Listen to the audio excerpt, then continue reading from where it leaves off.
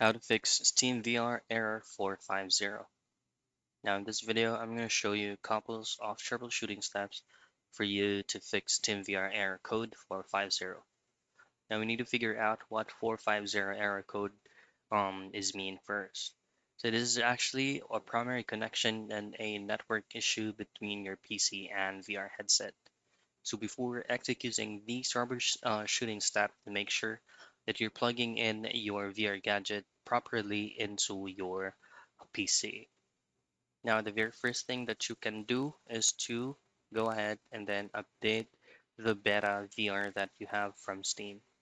Do so, just simply go into your Steam account, make sure that you're logged in, go into your Steam library, and then choose on Steam VR.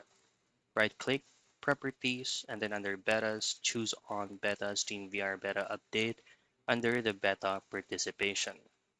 Now, if none of those troubleshooting steps works, then here's your last resort.